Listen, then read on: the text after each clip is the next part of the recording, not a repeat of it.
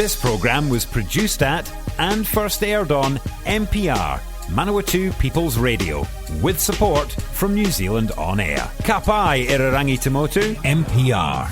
If you're enjoying this podcast in Manawatū, you could make your very own, just like this one. NPR exists to help people like you tell your story or share your passion on air and online. Check out npr.nz for more information.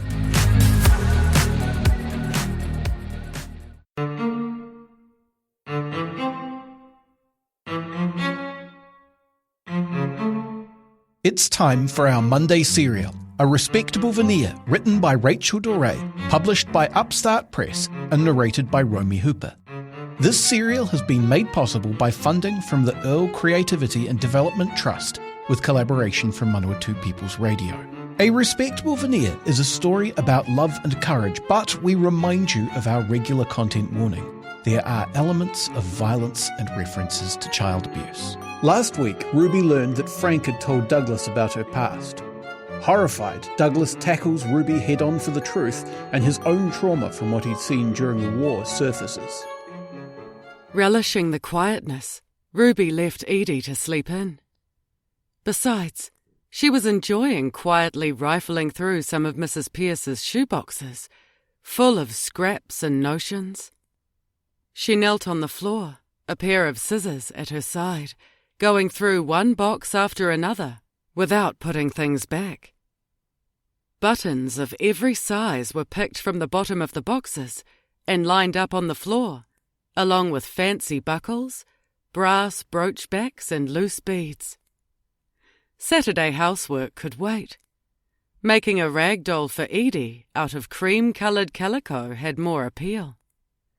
A ball of wool, kinked from its former life as an unpicked jumper, could be the doll's black hair. That reminded her of Angel, whose hair had not been kinked. Angel's hair had cascaded down her back in shining waves, almost blue in the sun, when they used to sit on the summer-warmed back steps at Rat's Nest on Sundays.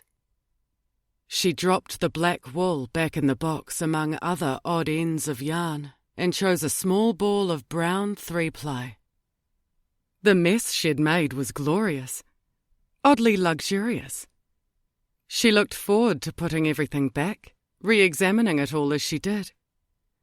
A lace collar might be useful. Pieces of buckram might be large enough to stiffen the cuffs of a blouse. There were pieces of fur and an entire skin of a small, soft-furred animal, no bigger than a hand, and short measures of all kinds of lace. Some of them looked ancient. Guipure motifs and decorative panels encrusted with seed beads, which had been salvaged from old garments. "What were you going to do with all this, Mrs. Pierce?" Ruby asked silently. The day Mrs. Pierce left on the train, she had been sure of her future, certain she'd be back working through her hoard of scraps and good intentions, finishing her sewing, making things for the church bazaar.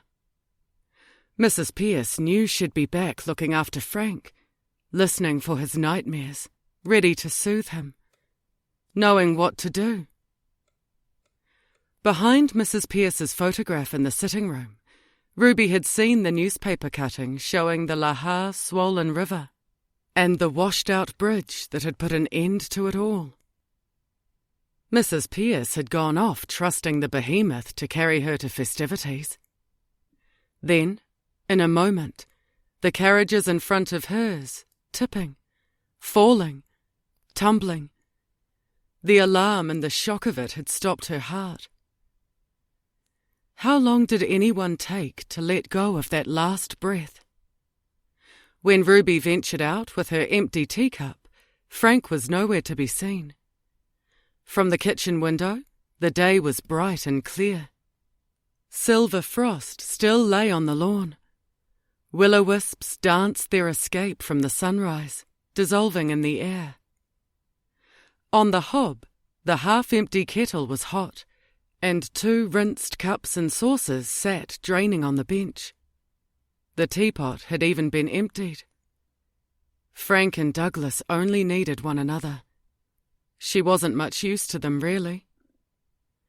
Crossing the porch to the lavatory, she saw the wash-house door open and Douglas hauling soaked sheets out of the tub into the washing machine. Poor Frank. If Douglas heard her opening and closing the privy door, he ignored it. Edie sat at the kitchen table with a cardigan over her nightgown, her shoulders hunched with cold. "Just as well I fed that kitten of yours," said Ruby. "I'm not doing it all the time. You have to learn to look after it properly." She heard the edge in her voice and winced. Edie nodded. "And why aren't you dressed?" Ruby turned the hob on under the kettle and opened the packet of Weet-Bix. "Where's Percy now?" Edie shrugged. "Asleep?" "It's 9:30. Go and put some warm clothes on." Edie leaned her elbows on the table, her head on her hand. "Go on. It's practically time for morning tea instead of breakfast." "Where's Uncle Douglas? And Frank?" "Taking care of their own business, I expect." She put a bowl and spoon on the table. "Did you see my drawing?" "No, I didn't. Run and get it and put your clothes on while you're there." "Frank got Uncle Douglas to pin it on the wall in the dining room. Come and see." Good use had been made of the things that Madam had given her. The drawing depicted the kitten, curled up with its tail under its nose. Edie had used mauve and blue with the grey pencil, aiming for the kitten's smoky colour. On the top of the paper, in black curly lettering, "I Love Percy," by Edith Henrietta Woods. "It's lovely," said Ruby. Henrietta again. "Woods? Oh, it's really very good. You might have a talent for art." Edie beamed. "That's what Frank said." The bare, luminescent innocence of her. Ruby's heart bent under the weight of her love, like a branch strained to breaking point. She had to take Edie in her arms, wishing she knew of a way to love her enough. "Twinkle, twinkle," she said. Edie tipped her head back to see Ruby's face. "What are you saying twinkle for?" "That's you. A shiny, twinkly star. I should have called you Stella." "Stella?" "It means star." "It's too late. I'm already Edie. Edith. That'll do." She slipped out of Ruby's arms. "I'm getting dressed. We're playing cricket today." "That'll do." One of Frank's sayings. Still, it could be worse. "Who's playing cricket? You're not going anywhere." "Me and Douglas. In the backyard." "When was this decided?" "Last night, while I was doing my drawing. They were talking, and I heard Douglas tell Frank he'd get the old cricket bat out of the shed." Ruby got a glass of water for Edie, her hand shaking. A cricket bat? Not a spade or a rake? Something that could do some actual damage? One of those implements with the long handle and the curved pointy blades at the end?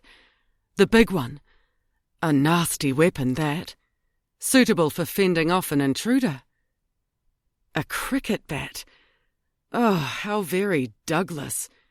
She had half a mind to look in the shed herself. On the other hand, when it came to Lou, choosing a weapon to drive him off would be pointless. It would have to kill him. She imagined herself out there with that lethal-looking gardening tool. She could try to catch his neck with those claw-like tines. Lou would be too quick for that. She put the glass in front of Edie. "Anyhow, I asked."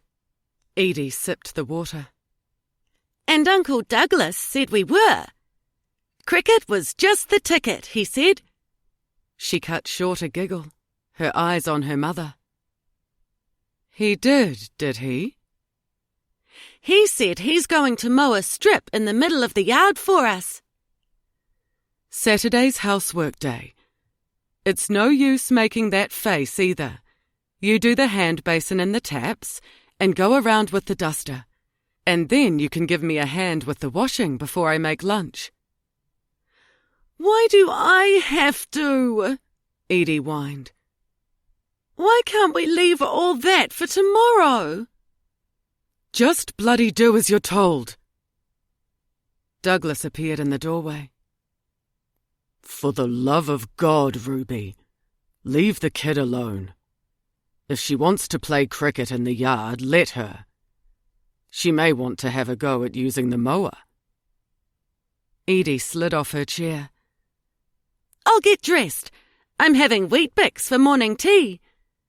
Can I have mine split, like Frank does? Like a crunchy sandwich with butter and jam on? Ease up on her, said Douglas, when Edie had bounced from the room. We none of us know what's going to happen. He left her standing at the bench. He was right. She watched him from the window, striding past the leafless fruit trees to the shed, each of his steps widening her emptiness. A new fear that she might have lost him took hold. She wasn't letting him get away with it. If she could work out what to say, she'd make him listen to her side. In the passage, she picked up the telephone receiver and dialed a number. Hello, Janice? Would you like to take Edie to a matinee this afternoon? My treat. The sun was heading west. Plenty of afternoon left. When the shadow of the clothesline prop reached the edge of the lemon tree, she'd bring the washing in before the air cooled. Soon after that, Janice would be back with Edie. Should be dry with that breeze, Frank said from his chair on the porch. He had a folded blanket over his knees. His hair hadn't been brushed, and he needed a shave. She should talk him into letting Janice cut his hair. If he didn't do something about it soon, he'd start looking like some sort of crank. Yes, she said. Where's Douglas? Douglas had avoided her all day, and she couldn't bear it. Frank blew smoke rings upwards. If you want Douglas, he was in the sitting room, listening to the radio last time I saw. She wanted to have it out. Besides, the three of them should talk about what they might do when Lou came back. No use pretending he wouldn't. I might make some biscuits later. She put her hand lightly on Frank's shoulder. Any preferences? I don't mind. Have we got ginger? Baking was no use. They should settle things. She went to find Douglas. She found him in the sitting room, buried in the largest armchair. The baritone singing out of the gramophone was in the middle of something doleful, the notes of a soprano winding around, under and over it. A thread of smoke rose from the ashtray. His eyes were closed. The fingers of his hand moved with the music. Ruby took a deep breath, as though she was about to plunge her head under water. Shouldn't we talk? It's Puccini, he snapped. He did not move or lift his eyelids. She leaned on the arm of the chair opposite, studying him. He remained immersed in the opera, not facing things. Was he avoiding her out of umbrage and outrage at learning her history from Frank? Did she disgust him now? This last thought was a stone dropped down a dry well, falling past her shame, past the waterline of despair and onto the arid place where an acid rage lurked. How dare he estrange himself from her? To hell with him. "Douglas, if you aren't going to talk to me..." His hand had stopped waving and he grimaced. The corners of his eyelids creased with his refusal to open them. "Forget it." She abandoned the idea of having a talk to find out where she stood with him.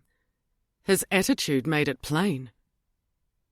"I'd like you to go up to the dairy to buy some milk." She raised her voice in a terse command. Buying milk could have waited, but at that moment she was in a mood to inconvenience him. He screwed up his nose like an incredulous kid. "What's that?" "2 quarts from the dairy. The bottles are on the bench with the money." The singers faded as he switched the radio off. "What? The dairy? Milk?" He flicked a glance at her. "Why not just put extra bottles out?"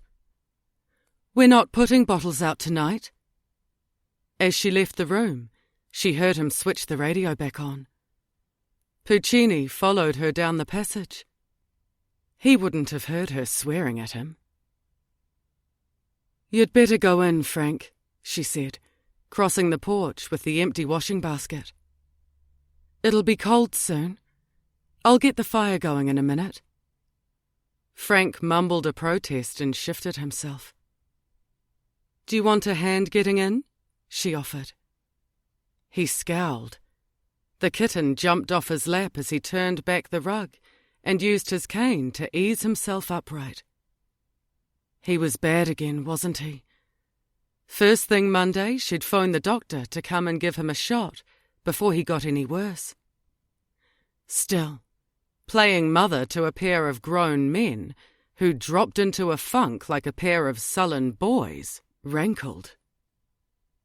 When she made her way through the back door with the basket of dry washing on her hip, Frank sat at the kitchen table, and Douglas, with a jacket and tie on, was putting the quart milk bottles into a leather kit with the air of a recalcitrant schoolboy.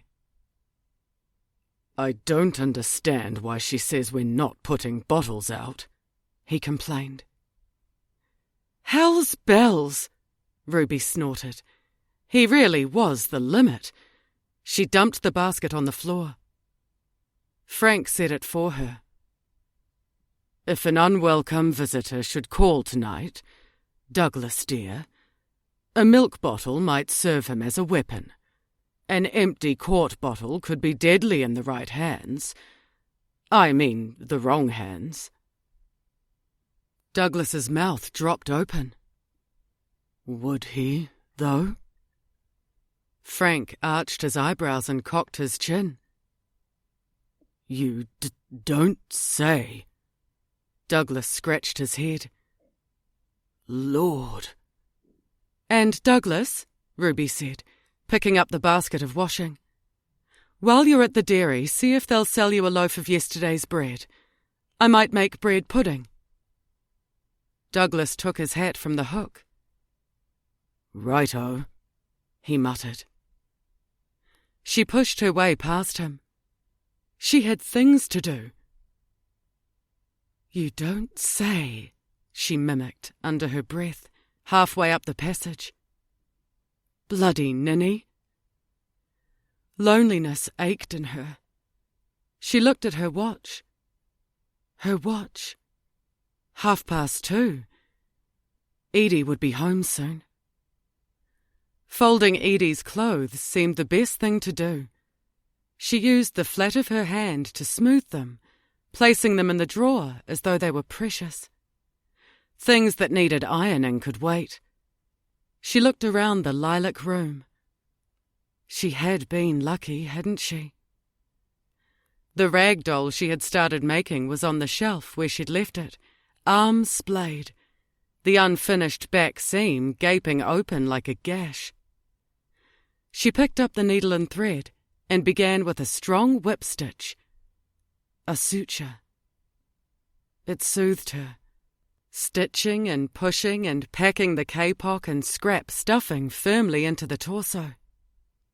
At last, she held the doll up to face her. Its blank, featureless head lolled forward. She hugged the unclothed, ungiving thing tightly to her chest and felt the beat of her own pulse. They picked at a meal Douglas had cooked. Edie's mood deteriorated. She didn't want to play last card when Frank shuffled the deck. When she accidentally knocked over her mug of milk, she broke into tears and ran to the bedroom, slamming the door. Ruby poked the fire again and put the brass poker back on the stand. It needed a good going over with Brasso. She made a mental note. "What's up with Tink?" said Frank. "I heard a crash in there." A crash? She hoped it wasn't the figurine on her night table. Frank's mouth turned down. "Humph. You haven't told her anything about this chap who's been hounding you, have you?" "Of course not. She's terrified of him. I don't know what she'd do if she knew." "Well, our Tink's canny enough to pick up that there's friction in the air. Go easy on her." In the bedroom, Ruby picked up the pillow Edie had thrown and gathered up the pieces of porcelain. The head had broken off the shepherdess, the neck jagged under the white face with its insipid smile. One white arm was missing, and the blue gown was chipped. Percy the kitten cowered in the corner. "Look what you've done to Mrs. Pierce's ornament!" She held the pieces she could find in both hands. "She won't mind." Edie sat on the bed, hugging her legs. "She's dead." Ruby stared at her daughter. What was becoming of her? "I am very surprised at you, Edie. What will Frank say about this?" Edie buried her face in her knees. "And Percy's frightened out of his wits." Ruby sat next to her. Frank was right. She was canny, all right. You've been listening to A Respectable Veneer, a serialised novel by Rachel Doré, read by Romy Hooper. Listen to the next episode at 8 p.m. next Monday, or for the rest of the series, go to npr.nz/show/respectableveneer, or search for A Respectable Veneer wherever you find your podcasts.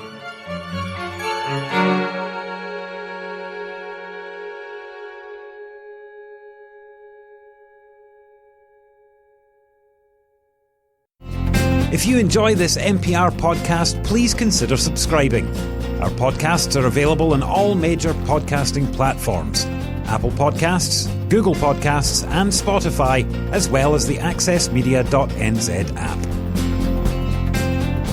Support this show and others like it by giving a donation.